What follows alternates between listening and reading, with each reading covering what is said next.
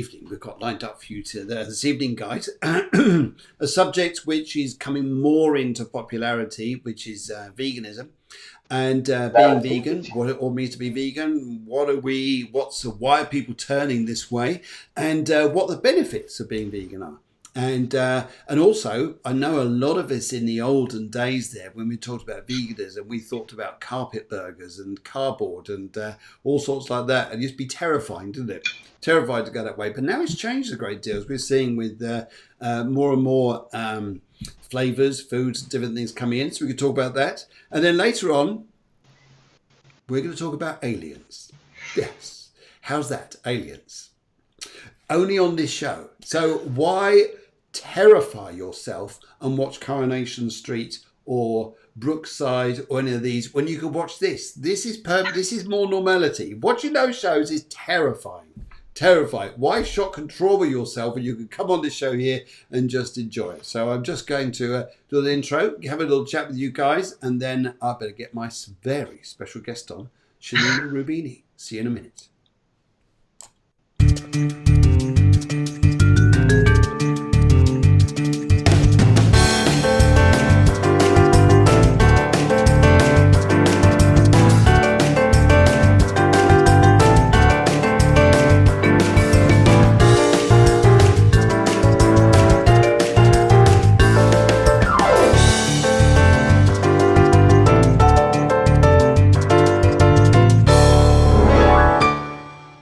Okay, so as you start the show, I think basically from the Sunday show, I just want to say a thank you to everyone who came on and shared the show. We'd like to ask you guys to do exactly the same. We had over 24 shares of the show, which is absolutely phenomenal. So guys, please share it out to any groups you know.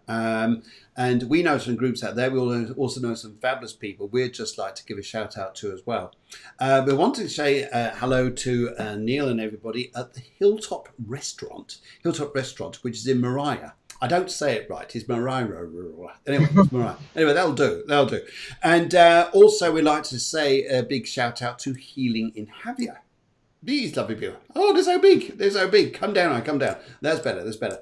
Healing holistic, physical, emotional, and spiritual well-being in Javier. They're a lovely group, lovely people, and they just like to put out there all the wonderful vibes to do with spiritual healing and things like this, and all the different workshops and courses going on.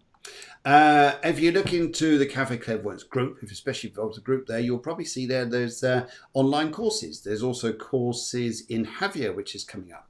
And so there we go. That's quite big there, isn't it? And also like to give a big shout out to Chick's Crop Shop in Bedfordshire in Luton Dunstable there, and also to Eleni. Eleni here, she has been showing out here. She's been rather showing off, if I could say this. She's rather showing off her different vegetables that she's been growing. And actually here, I need to just throw a bit of competition back because, Eleni, have you got tomatoes as big as this?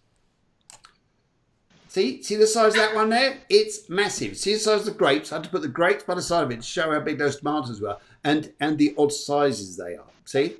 Eleni, you got competition. You think you're just hey, look at me, we're gardening, we've got allotment. Hey, well, I got given these today. I haven't got an allotment, but I got given these today, so it's fabulous. So just to say, yes, we like to share things out there. Anyway, great there. Also, what I need to say to you this evening, so in a very short while, I'm going to bring on my very special guest this evening. And also, what I'd like to say is tomorrow morning at 11 o'clock, if you'd like to join me on the show, I'll be here which is 11 o'clock in Spain, 10 o'clock in the UK, with my fabulous guest, Guillermo, where we do a regular slot on astrology and spirituality, and we love to read it to you guys. So if you'd like a reading tomorrow, guys, we need you guys to write in beforehand if you can, way beforehand, even tonight, that's absolutely fine, with a question, favourite colour, and your date of birth for the astrology show. Because Guillermo, we both have to get your numerology right, and we have to get your astrology or solar chart compiled. If you do it during the show, sometimes it's a bit like zzz, bit like this. Anyway, yes, we'd like to say hello to everyone. Denise, good evening to you. Big welcome there. And guys, so lovely. So I think it's about time we got on the show. I'm just going to Here it is. This is the wonders of modern technology. This is what I could do nowadays. I'm just going to put this up here, and come on, keyboard, hurry up. There it goes. There it goes. Right. I'm just going to put that up here, and you're going to see this and go, wow, this is wonderful.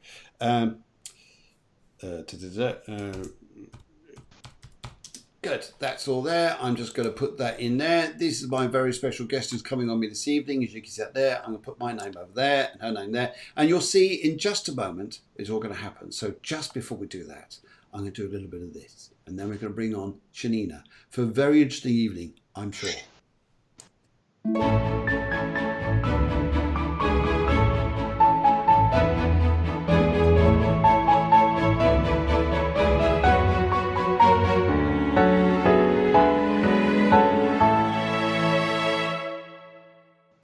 Okay, without further ado, I think we need a big round of applause for my very special guest this evening. This is this is Yanina. She's coming just down the road here. And here she is. Hello. Hi. Hi, Cafe Clairvoyance. Lovely to see you. Lovely to see you. It's always a pleasure having you on the show. This is the second time I had you here. And just to give a little bit of insight, guys, the last time you were on, I think within a few days, the show ratings went up from the normal amount here up to about 600 people. 600 people in a day there, which is absolutely wonderful, fantastic. People wanted to know very much about what you're doing there, about where you are and what you're doing in your life, especially with veganism. Not enough people know about it, so I think it's a big thing to talk about tonight and to get this out there and have a great evening. You look fabulous, by the way. You look absolutely lovely. It's always a pleasure having you here. So, thank you. You look very well too. Very well tan. Good.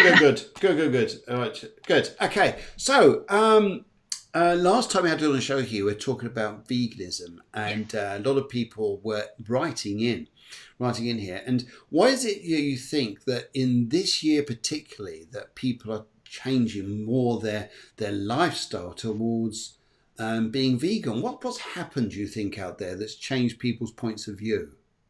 Well, I think many things are happening, not just one thing. Well, first of all, the age of the internet is make a lot of information available to people. A lot of medical research is becoming public. Things that are being tested that before weren't. But mostly, and because of the spiritual side of it, I think people are just wanting to reclaim their own power over their own bodies and we have seen that unfortunately we have been very much brainwashed by social media. Okay. Yes. Telling us that things are healthy and that we find out they're not. And I think people are starting to see through the fiction that we've been living in. And there's this sense of wanting to take control over that, to say, no, I decide what I eat and I decide what's good for me and what I need to. And also because we're starting to feel this very strong connection to our planet and to other beings. And that is making us want to take better care of them by taking care of ourselves. I think that's as inside, so outside. So stars. Okay.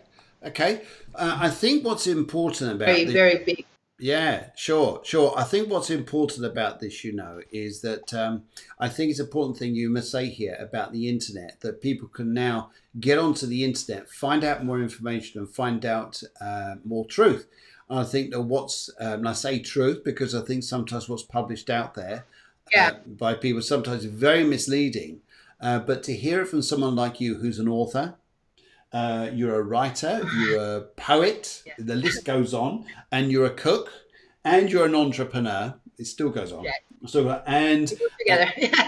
Yeah. And I think here that you've got so much there about yourself and what's going on there. I think this is I think it's a lovely subject to talk about. And I think it started as a personal, it's always been a personal journey, even if at the beginning it was more of I joined like a wave that was happening, a trend, everybody was going vegan, do some, documentaries that came out, and there was this big first wave of modern kind of veganism, and I just joined in. And the thing is, I wasn't spiritual at all before I became vegan. And when you do something that you think is kind and for other creatures or for the planet or for yourself, but you're doing out of a place of anger and disappointment towards society and towards what's happening, it leaves you in a very, very dark place. Okay. You know, it's very common for people to go vegan overnight or in a fast period just because they have been shocked with certain truths that they didn't know. And that overnight kind of change sort of takes away the picture you had your whole life of what was true and what wasn't. And it can make you very angry. That's what vegans have the fame for being, you know, preachy and pushy, and it's because they're just trying to end the suffering without understanding that sometimes pushing creates suffering in itself.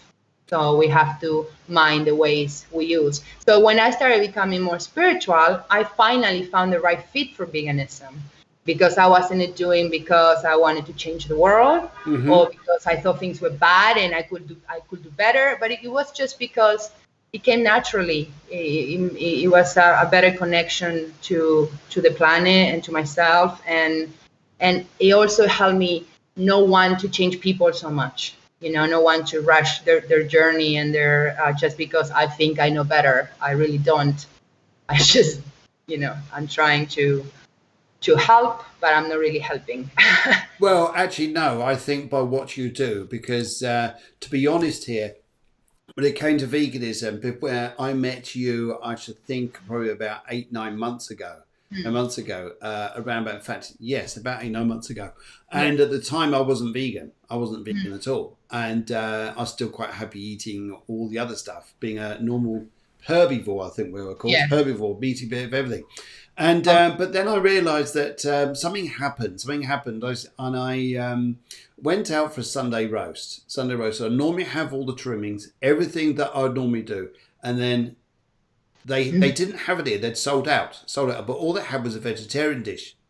And I had that with the roast. And I tell you what, I suddenly felt, oh my goodness, I feel so much better eating that. And I decided, that's it. I'm just going to cut out meat and just see how I get on.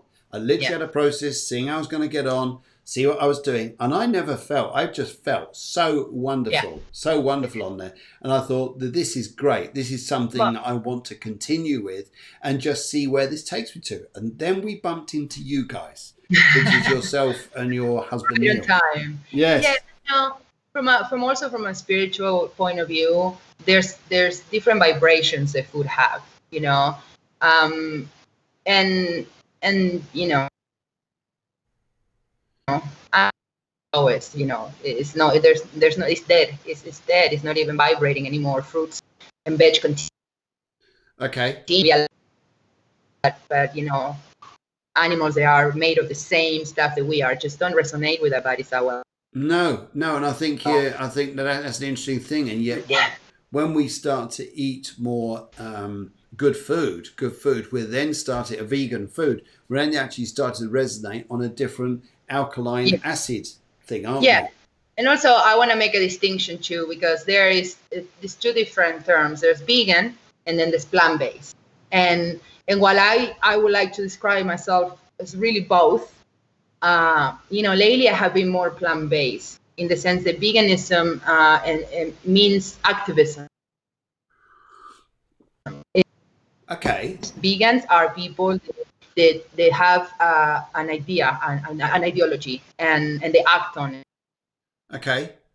So with yourself, with what you eat, it has to do with a movement for social justice. Okay. And then whether you eat completely plant-based or mostly plant-based is centered more on the nourishing your body gets rather than, because there's a lot of people that are vegan, but they will still consume high processed foods. And that is not plant-based. That is just, I mean, from a social point of view, they're vegan, they don't need animal products. But from a spiritual side, veganism is not enough. You need to add your consciousness into the diet, and that comes with following a plant-based and trying to pick only the fruits and the vegetables that have the highest vibration. And for that, you go to alkaline, because alkaline food have a lot of water in them. And the more water, the more electricity. That's why we call them electric foods. Electric foods. Isn't that interesting? Electric foods. Yeah. Electric food. And electric food just does what the word says, right? It electrifies you. It just makes you come, the energy in you just moves faster, more alive. And that's the distinction between vegan and plant-based. Vegan doesn't always mean healthy. It just means that it's a social movement. They would rather probably eat white bread for the rest of their life before eating meat, that's for sure. Mm-hmm. But a plant-based person will always try to find the most nourishing ingredients possible. Now, here's the challenge that I think a lot of people find, is they're used to pizza. They love their fish and chips. They love their burgers. They love their going down the restaurant and having a steak. They love going to a restaurant. Perhaps they're going to have pork chasseur or something like this. And we're so used to those old tastes. However, just to put my bit in on here, I used to love all that food. But when I came onto more of a vegan diet, and probably adding in more plant-based stuff, I must admit, I'm probably a bit between the two. Yeah. But I think what the basic thing that really happened to me and I felt was really interesting is you got a choice. You can either eat all those foods and feel quite heavy, tired, not particularly brilliant, or you can choose to come off those foods and feel brilliant. Yeah. But I think that when it comes to eating, we sometimes it's hard. You say you have used to this taste, and I was too once very slave to these craves I have for certain foods. I believe that what you eat is in the direct relation to your self-love and your self-worth. Because when you start to do a healing path, these choices start becoming more and more obvious. The better I eat, the better I feel, the better I perform, the better everything is all around. But it's not always easy to make that choice, even though it's logical. Why is that? Why you have all this evidence that if you eat, broccoli is better than if you eat a bowl of chips, even it's still vegan, but it's not healthy. Or let's say a burger or a steak. Why I cannot make that choice if I know that it's in my best interest?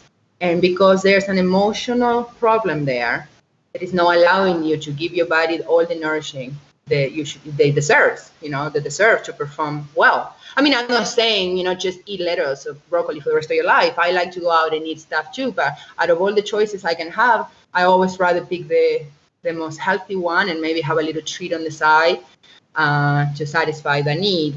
But, the interesting thing about the spiritual path is when you really spiritual advanced, like monks and people that just given themselves to spirituality, is the more they feel themselves without joy, the less they need to worry themselves with food and with this more the most basic primitive human needs, eat and sleep and all that.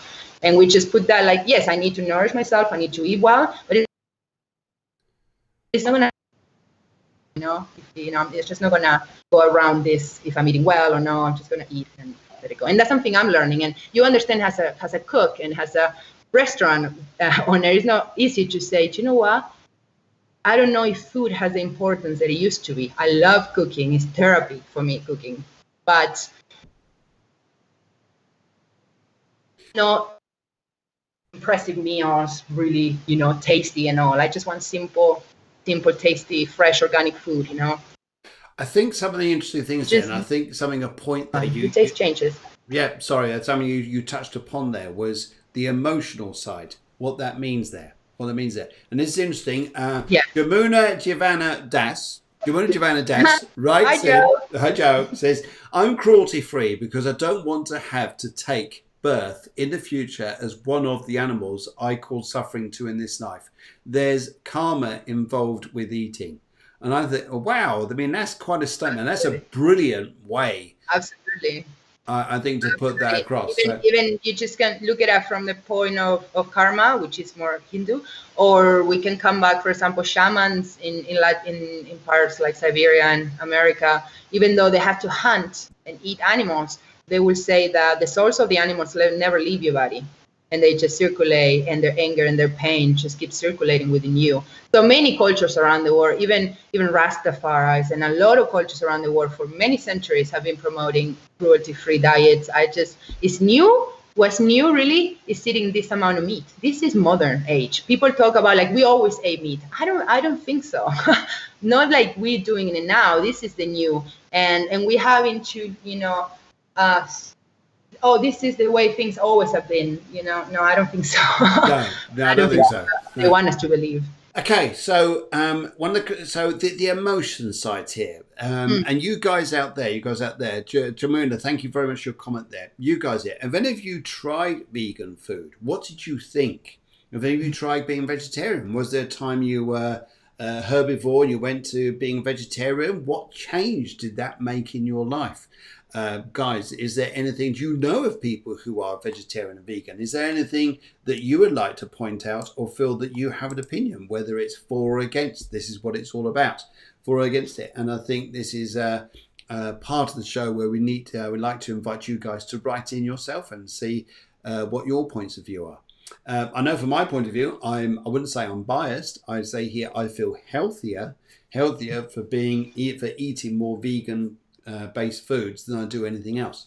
But you're right though. Sometimes you've got to be a bit careful. There's something about broccoli, and then there's chips. Yeah, no, it's not about that. I think it's not about eating 100% raw fruits for the rest of your life. Of course, no. Some people love it, and that's great. But I think it's more about balance and really knowing what's good for you and what can you allow yourself. Keep track of yourself. Yeah. We always talk before about when we talk about alkaline food and all. We keep a ratio of 60% alkaline and 40% vegan, which entitles foods that are not always that healthy. Like, we eat tofu and seitan, and they're processed foods. They are not, natural foods. But, obviously, I don't know. I have also the thought that people that eat sometimes meat, they eat too much of it. That's another issue with it. It's not just about eating meat itself. It's how much to eat. And when you go vegan, it's very easily to reduce the problems you have. And I come back to the emotional problem. We have a client, and he went through a severe heart attack, and he came to us really, really shocked and really afraid. Yeah. For himself and for his family, and he started this new life, like no more this, no more that. I will work out, I will this, and I was so excited to see him do that.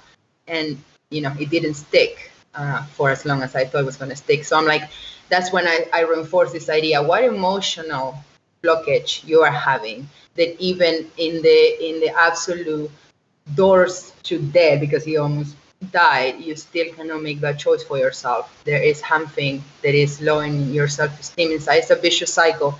Mm-hmm. You are depressed, or you are feeling, so you feel even worse, and then you're feeling bad and you eat bad, and then that food makes you feel worse. So it's just an incredible vicious Yes, cycle. I think you're right. There is that. Yes, there is that vicious circle there. You go around. Yeah. And I think it's interesting what you're saying as well. And just coming back to some viewers who've actually come in here. We've got Sarah writes in and says, I was vegetarian for 2 years and I'm slowly going back to it. Fantastic. Great. And if you're slowly going back to it, there must be a need there. You're actually feeling better for it. Good. And Susanna writes in and says, taking plant medicines changed my life. That's an interesting concept there, guys. What else do you think there? Would you spend like the whole day watching documentaries? Yeah, brilliant. Also, she writes in and says also organic apple cider vinegar has helped her life as a lot. And there's a lot in that, isn't there? Apple cider vinegar, saying it's very good for you, especially if it's organic. Yes. Yeah, wonderful. Yes, very alkaline, as you say. Yes. Yes, very good. And Ellie says, no, sorry? Go Go ahead. Sorry. Yeah, it's all right. You just froze. Just you go. You just froze. Sorry, I was really beg your pardon. Emily says, I've got older. I prefer eating healthy foods, but I still have my roast on a Sunday. And maybe another day we might have meat or fish. Okay, so people choose. What was it like, Eleni? Have you ever had a vegetarian dish, like you didn't eat meat or fish at all? How did you feel after this? Was there something about that you liked or disliked? Be interesting to see what you say. So, yes. Yeah, before I was vegan, you mean? Yeah, no, before Eleni. No, Eleni writing in, she was just saying here that I was asking her before she actually, is there a meal that she's had which is completely vegetarian? How does that make her feel? She still says she has a meat on a Sunday. Yeah, okay. But maybe on one day in the week she has fish or meat. What's it like when you don't have meat there? Well, we have worked really hard on having all the replacements you want, so you have no excuse, So you have your vegan cheese, your vegan burger, your vegan ribs, your vegan fish and chips. There's everything. You like your pizza. Well, obviously, if what you crave is a lot of cheese, you're not gonna get that. But I make my kids always this like spelt bread pizza. I make like a bechamel sauce to fool them with the cheese, with just some really light almond milk and sweeten, and a bit of I like to use cornstarch to thicken it and put nutritional yeast for cheese flavor. So I just spread it all over and put tomato, mushrooms.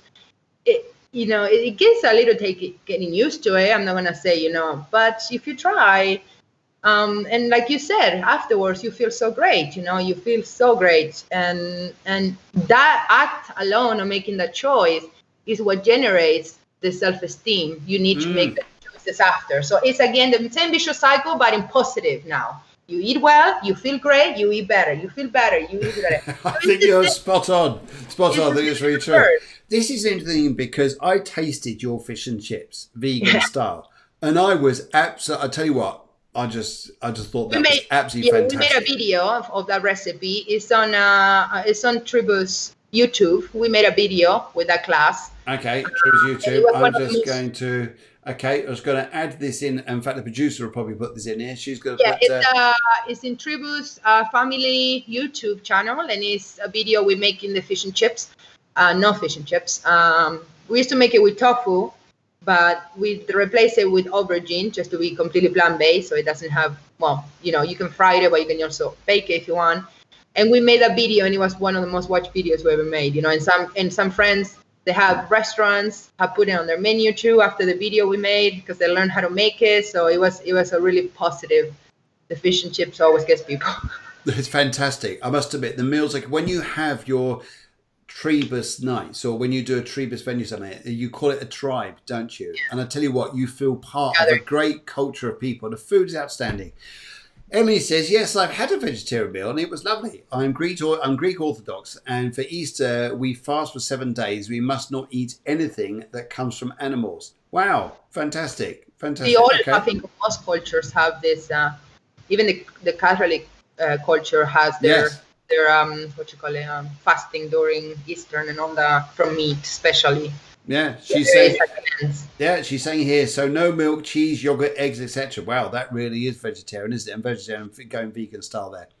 Okay, saw a good one here. This is quite amusing. It seems like a long list of things you can eat, but I think that we have around us is made with animal products, but it's not most of the food that exists on the planet, because there's 80,000 edible plants on the planet. That's fantastic. That's amazing, isn't it? Yes. And yet it seems like the same 4 animals are producing all our food, and it's not about whether there's options, and what they make us believe is the majority of the food on the planet. You start going to more alternative shops. Like in Ondara, there's this really nice, a bit pricey, but really nice eco shop. And it's an eco shop, right? It's good food. And they still have meat and they still have dairy, but it's such a small portion of their shop. Everything else seems to be either plant-based or, and that would be a more real definition of what a spectrum of food is, But our local supermarkets are biased. Yes, especially in some other countries, but in the UK they're doing quite well. I'm actually going to look at a comment on there in a minute. Sarah says here, I went past the meet with my daughter the other day, and the daughter said, "Don't even think about it. Don't," which I think is fantastic. That's lovely. That's lovely. Your daughter's educating you there, Sarah. Really Never is. say never. Never say Never never. say Never say never. never. And this is, if you go on to Treba's Family YouTube, you'll get all the recipes there. I think it's a fabulous, when you go on there, they do a fabulous show together. It's quite entertaining, actually. And to just watch you two and your family cook. And Neil's a whiz. With A fire. whiz when he's cooking there. And We I are see where cooking. you do the talking and what's going on. It's brilliant.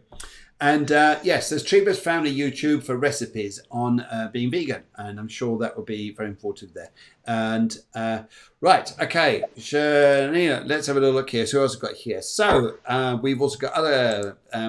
Jamuna comes on again and says all the main pizza stores in the UK have vegan pizza and side dishes and desserts these days, gluten-free base as well. And I think yes, they are good. There, I agree with you. And But sometimes still, it's vegan food, not plant-based food. yes. It's still very processed food, because most supermarket, when it comes to fresh produce, and if you looking for organic, it's nearly non-existent. Yes. So yeah, there are a lot of options there. It grows just as much as you want it to grow, really, this thing. It gets to a point when it's hard to eat out. It's hard to find a place that really you want to spend your money in. But it has its good things too. It certainly does. It certainly does. And I think when you get collective people together who share the same idea about veganism, there's a wonderful hype. And I think you're right about electricity. Yeah, and I haven't met one vegan yet that regrets being a vegan. No. And on the other hand, I hear a lot of meat eaters like, "Oh, I wish I could have give up that. I wish I could feel better." But on the other spectrum, I have never seen anybody. And I'm not talking about people that eat really healthy. People that are just vegan, but it's the best choice they made towards, maybe not the whole journey, but towards a better lifestyle. Yeah, I think fantastic. Right, okay. Deborah, the producer, says Yanina writes very interesting blog reposted the Cafe Clairvoyance reposted in the Cafe Clairvoyance group, and it's I Am Words, and she also says poetry. She says all sorts there. So, Sheena, lovely having you on this evening. Fantastic. Okay, let's have a look at other posts here. Okay, I'm just looking here. Right, okay. Emily writes in, but we have black-eyed beans with spinach, olive oil, lemon, and salt to taste. Fantastic. I won't put the other one up. She's told me here how she had a barbecue as well. But this is the this is the main bit. It's the main bit, which is fabulous there. Yes, good. Good. Okay, right. And let's go and have a look at a couple more comments here.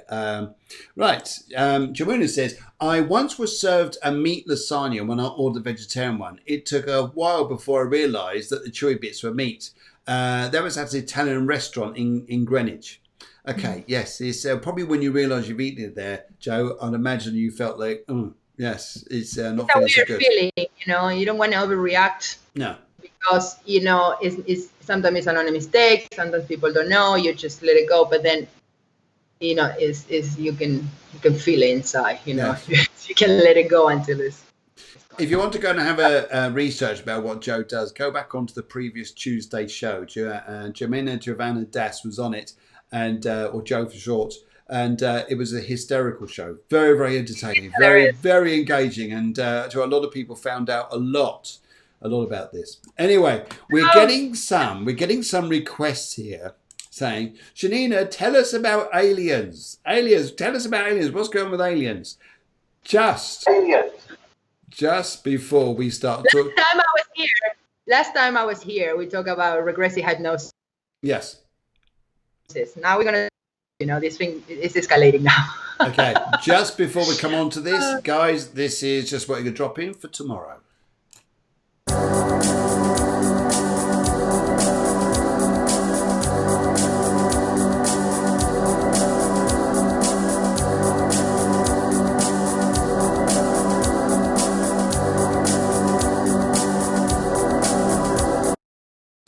Okay, right.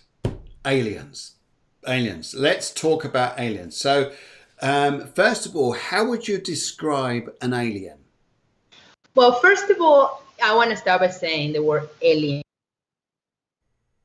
is used. And when you say that word, people just, like I once would look at you like you're a crazy person, My partner knew for, 13 years solid talking about it and making me watch every documentary and everything. So he's the one that should be talking here, but he's working today. So, okay.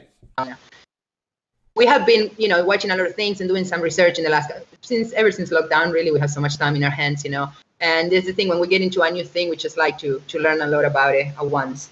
And this thing started coming up about close encounters of the fifth type. So you have 4 types of encounters, and, it will be one when you just see them, then when they come, then when you go, then the 4th kind, which is supposed to be dangerous, like, attack. And then there's the 5th kind, which is this new doctor started talking about. And the 5th kind is when you actually reach out to them. Okay. And you are the one sending the message. And that's why I take issue with the word alien, because like Hollywood has done a lot on that word, and it has, and a lot of people have the idea, like I did until no long ago. I had the idea that was the image of sort of aliens I could have, or pre-spirituality, pre-thinking that it's just this, and that out there is out there, and the in here is in here, and that's it. But the 5th kind encounters, basically what they're proposing is that if you meditate and you really, with a group of people, and you do this consciously, and you can create enough, what I would like to call alpha waves in your brain, because that's what they are when you enter deep states of meditation. That's right. Your brain goes into alpha waves, which are very difficult to attain normally. You have to go into a very deep state. And alpha waves, they move really fast and they move really far, and they go through your brain really quickly. That's the highest kind of vibration, wave. And it always puzzled me, like, why, does this have a use, and can we use this for something? Is it this telepathy or this and that? And, the documentaries Unacknowledged and Close Encounters of the 5th Kind are all these people that basically just get together, do these massive meditations, and then, they contact them. But it's, of course, something that if you haven't tried yourself, you're not going to experience, because that's why I say about calling them aliens. Maybe the word we're looking for is rather entities or beings, because we don't know. Alien means from outside. Aliens means alienation. No, it means from separation. Yes. And maybe, yes. We could be called an alien by being in a foreign country without exactly, a passport. It's something separated, something even negative, maybe. It has a negative tone to it too. So if you call it entities or call them beings. And it changes a little bit the perception you have. And what they say is basically, this is not a space kind of thing. This is a dimensional thing, and we're moving through dimensions, not actually space. And while through the meditation and through coming to center and through connecting with others, they're doing the same. We manifest them into this reality. We allow them to come. That is a relationship that requires trust and belief. A lot of people say, I want to see and then I believe. These things, like with everything in spirituality, is the other way around. You then believe, and then you're shown in reward of your faith or your belief. Yeah. Okay. And that's my experience with it. I'm not going to say I know all about aliens, but I have been doing this. We have gone up to Cumbre and stay up late at night there and trying to make meditations. And it's a wonderful experience. You start to connect. And here's another thing. I had a discussion with a will you let them inside your head, right? Why will you contact another life form? And because you have positive energy, negative. Yeah. But I think the answer is that you're not using your head, you're using your heart. You don't. That's an interesting one, isn't it? That's a very interesting perception I think you're making there. Very interesting. And by protecting your mind and entering in a real deep meditation, you're protecting your head is out of reach, and then your heart is sending the right intention. Yes. So contacting the right energy, and then you get the result. There's a lot of types of aliens, by the way. Yes. If you go, I know this because Neil made me watch this book, this Russian book on aliens. You can look it up online, and it's crazy. They have so many types. Okay. Here's something interesting here, because at the turn of the century, not this century, the previous one, 19th century going into the 20th century, they did a lot of work. They did a lot of work on this, trying to work out and understand the spectrum of light and what we see and what we know. And when we look at the spectrum of light over a big broad spectrum here, we've got a tiny bit in here that we see, which is just outside the infrared. This is so interesting because just talking about this very briefly is that our spectrum of light is not very particularly good. A dog can see in the infrared, and a bug can see in the infrared, and a bug can see a plant from over 1,600 meters away.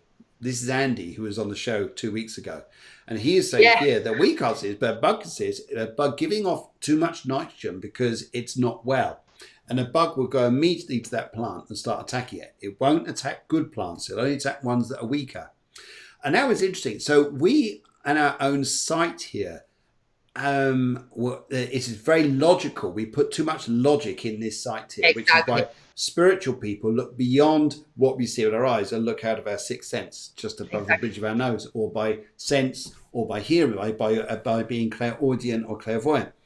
And then what was interesting is everybody used to say, no, there's no such thing as energy outside the body. And then we discovered in 1911 that the aura existed.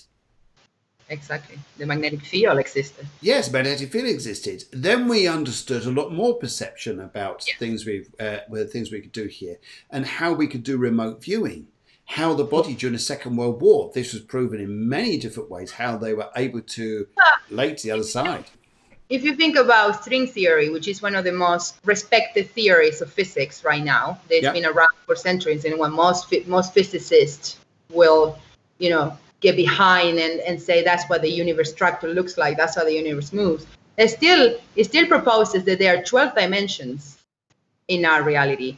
So science itself is giving you such a spiritual answer. They deny that there's anything else to it, than just the fact that it is what it is. Well, something they say in the documentary is that if light beings or any sort of entities were to exist in a physical way in our universe, if they were 1 billion light years away from us and they had the capacity to travel at the speed of light, they would still be 1 billion years away from us. Yes. So we have to have other ways to get here. There's just no traveling. And so, that brings me the question, like, is there that much space out of space? Or again, it's a matter of dimensions and a matter of perception. So the way in is in here. Yeah. And it's that kind of thing that, for me to believe in something is hard. I'm not going to say I'm not a believer, but if somebody gives me an opportunity to try for myself, like I say with veganism, I don't have to believe whether it's good or no. I can just try doing it and see how my body responds to it. This is a little bit the same. We are, proposing a meditation. We are proposing a group activity that you can just go and do tomorrow if you wanted to. You have to be conscious in doing it. You have to follow, certain guidelines on how to. But you can make the contact today if you wanted to. It's just a matter of belief. I think. Would you think that people need to do this in a group, or is it safe to do this independently? What's the best way here? Would you say? Well, it depends just how much sort of trained you are in meditation. How aware, how much you have sort of travel in a way, and what experiences have you had with energies, with negative energies, positive energies. And at the end of the day, witches always said what matters is your intention. Magic is magic. There's no white or black. So if you have the right intention, you contact the right energies. If you have the bad intention, you contact the wrong energies. I think you're dead right. Absolutely spot on. Yes. It's about intention. Yeah. If some people way about this is because maybe they are attracting, they're wrong. But it's a matter of just, keep trying and. Very true. Change. Very, very true. I think that's a big point there. Talk about aliens. Now, here's something which I think is. Talk about, Yeah. Here's something which I think is interesting about this is because, but by intention, I mean, you can have a car, but your intention is either going to be you're going to be a safe driver or a dangerous driver.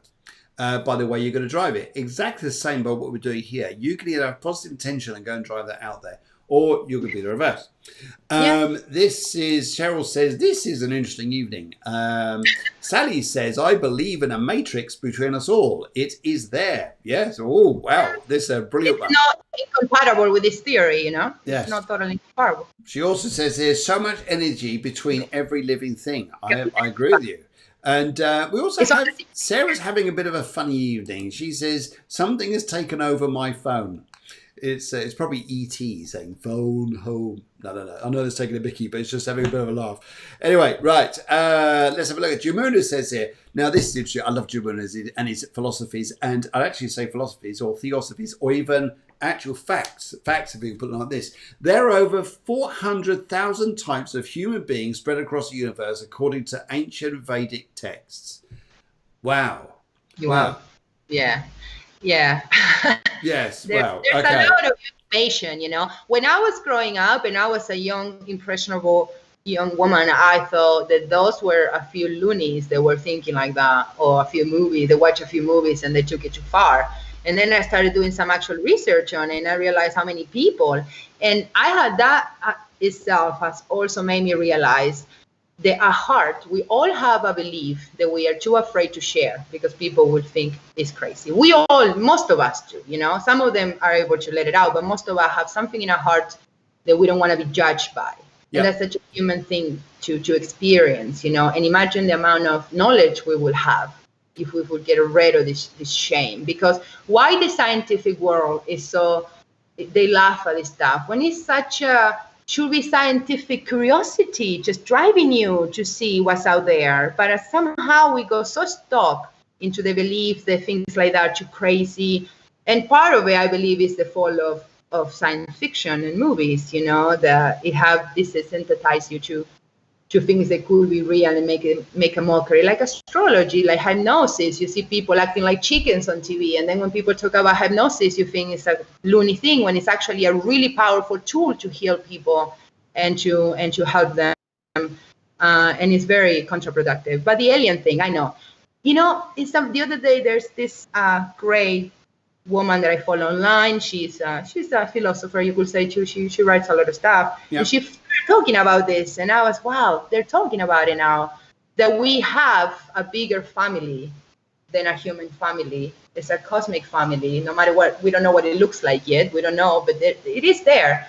And I agree with that. We have to try to contact. And I feel through my meditations and through what I've done so far, what I have left, what I feel is that it's my own fear that prevents me from knowing more.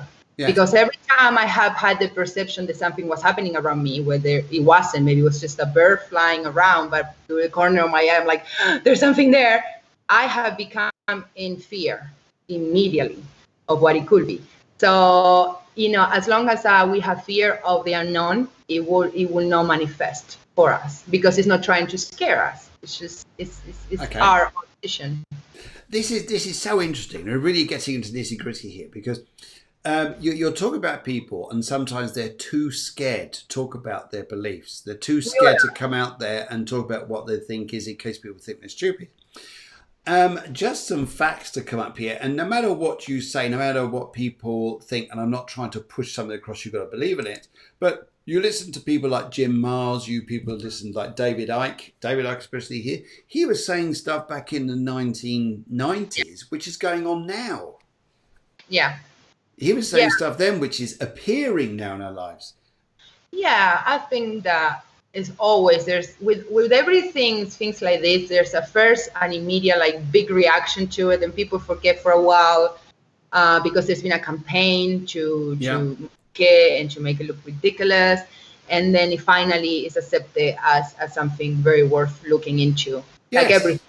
Spiritual and other stuff too. Even lots of science, you know, the people used to think you fall off the earth, and now everybody knows this. And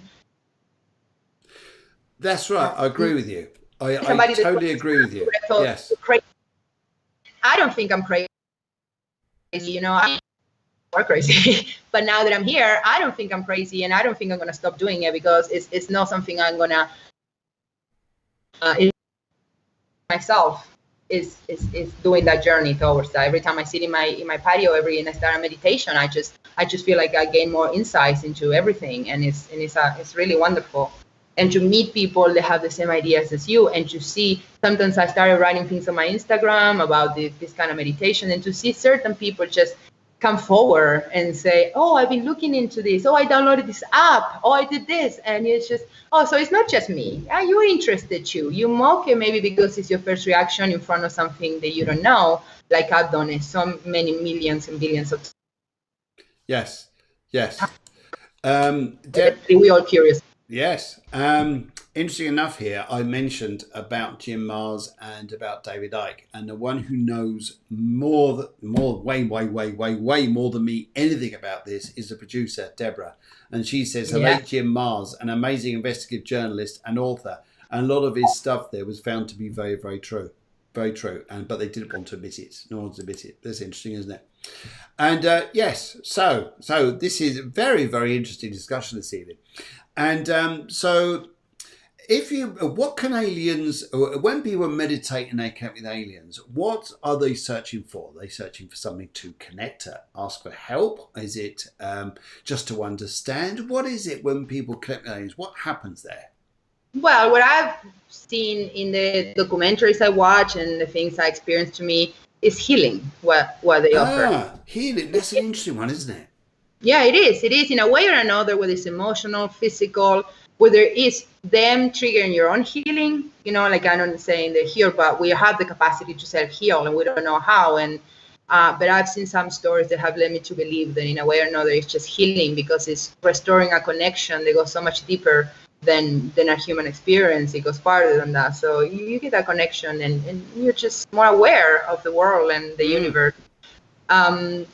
I don't think they're searching for anything. I just think that they're just, waiting to see who turns on the light and who makes the call. I think that's an interesting answer there. I think that also we will never see a manifestation on a global level, because it's my belief, and it's what I've watched. I recommend you watch The Unknown or Close Encounters of the Fifth Kind.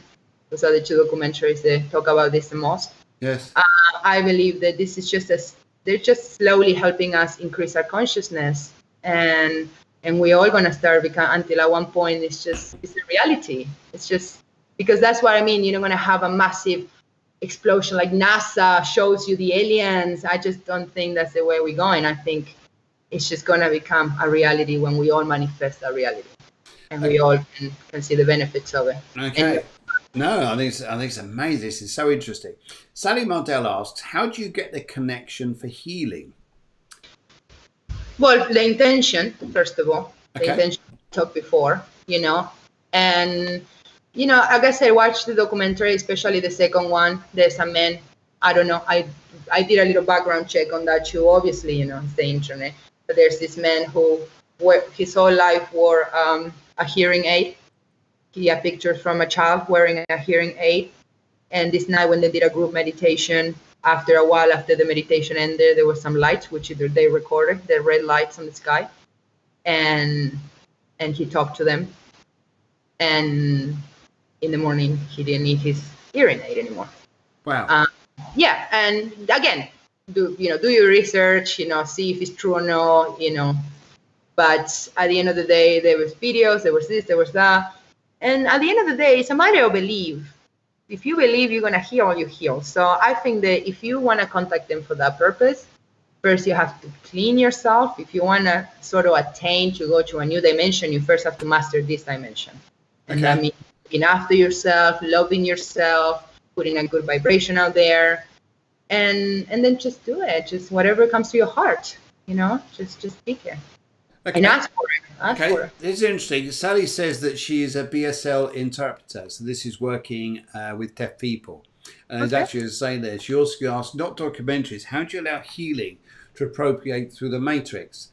And I think what we can, I think we need another session on healing itself, to how to get through the matrix, to find and discover this. I think that would be a very, very interesting session to do. Unfortunately, we're about down to the last 5 minutes, and this question's come up in the last 5 minutes, which I think is, Sally, I think it's very appropriate, very good question to ask this.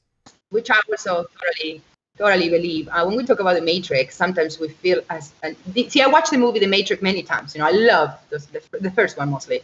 And what I come to the conclusion myself is that even though it's a very possible, likely scenario,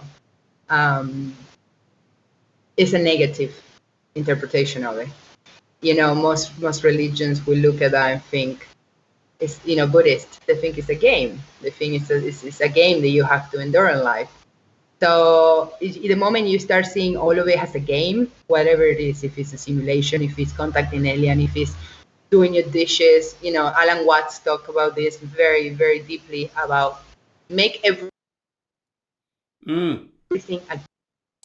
Yes. And then that is what's going to change the perception of the Matrix and the perception for everything else, because it's just a game. I know a lot of bad things happen, healing on levels that maybe are way more deep than what I'm looking for, and it's hard to see like Buddha said, take it all with laughter, just laugh about it, but to do that you have to have a bigger belief of everything, to believe that you could transcend and do it again and not have to worry if you're going to get hurt or if you're going to die. It's all part of a bigger plan, and just roll with it. I think here, what Sally's talking about here, she's never seen the film. But it's a very interesting subject to talk about this. And yes, she's coming up with a lot of suggestions. What she said. Sorry. Yes, she's just saying here, she's just talking about the Matrix. She says, not the film. She's the Matrix that connects all life. And Yes, and she's saying not the film. She doesn't want to discuss. She's on about the personal matrix that we all experience, that we're connected to something, and how we can get through that for healing. I think is another subject to come into. Healing through the matrix would be a fantastic thing, and that's what I love. I thought you meant like the Matrix. I usually the source. Yeah, like the source. I think this is another. That's what I love about having you guys out there on the show. That connection extends outside our planet, because as inside, so outside, and as a planet, we are one entity too. We are one, and we have to relate to the outside of our planet just as much as we relate to the inside of it. Yes. So this oneness, this matrix, this connection, it goes so much farther than just our human experience, and that's what this alien topic comes to. It's just reaching out in case there's somebody hearing us. That's what we should maybe be doing, just reaching out with kindness in our heart and a good intention, and see if we get any responses. I think it's worth doing. Do you know what I think is very interesting about this? It very much relates to the astrology, the energy, and the frequency that we're in now in 2020. Because we think that we're in a very logical frequency post 2019. And the energy was going across, working through the brain waves going across. But now it's working differently. And I think this is where Sally is really interested in, because now we're going up. The frequency is going up and down. So now it works through the heart. So and this is why I think our heart is more open than the mind to be able to experience something which is out of body, to experience, as some of the listeners, I know some of you listeners here watching tonight actually get out of body experiences. Oh, yeah. And I know Sarah does, and a few other people there would actually agree they get something there. And I think what's really, really fascinating by this, and sometimes what Sally's talking about here, what she'd like to investigate into, is how we work through the heart to get through the matrix, to find that healing there, and how that works. And yes, I think if we've got an open mind, we can heal some of the most craziest things that happened through the universe. We're going through a shift of energies, as you said, going from the mind to the heart. Yes. And it's a shifting that is not only occurring to us personally as people. It's a shifting that the planet as a one entity is going through. I read a really interesting article on the National Geographic about the polar shifting that we are going through right now. And you have the North Pole, which is the northest point of the planet. And then you have two poles, one in Canada and one in Siberia. And they're always fighting over who has control over the North Pole. That's right, yes. It's been happening forever. But in the last, since the beginning of 2019, the activity has been nothing like it's been recorded before. They have to send more people over there. So our plan is forces, you know, these two, like our minds is dividing two as well. Our minds is the duality, and now in this the energy, you know, and we don't have to go one side or the other. But the healing is not in using only, it's just knowing what you use for what. Your mind is to create, is to imagine. Your heart is to think and to feel. Yes, it's very much about thinking on a different level, thinking on a different level. We have come to the end. We have come to the end. But I wanted to say thank you very, very much for coming on. And we have to do something again in not too distant future. And especially later and see how crazy. Yes. And I think here, as 2020 is opening up to a lot of new thoughts and possibilities and opportunities out there, I think this is going to be discussions that we can take further and further. And I think, Sally, I think you've opened up a little doorway there for us to get into about healing through the matrix. I think here that a lot of you guys are talking about out-of-body experiences. We're going to be talking about that. And Yanina, I'm sure we're going to have you back on again, and it'll be lovely, lovely, lovely to see you very soon. But in the meantime, guys, thank you so much for joining us. Don't forget, tomorrow morning at 11 o'clock, Guillermo's on the show. We'll be doing a live astrology show. And next week, my special guest is Chris. Chris Bullock is coming all the way from the USA. He does spirituality and music. I'm sure we'll have an absolutely fantastic show. But guys, thank you so much from myself. From Yanina. Thank you, guys. Thank you very much. And from Deborah, the producer, a warm evening to you all, and see you guys tomorrow. Cheerio now. Bye-bye. Bye.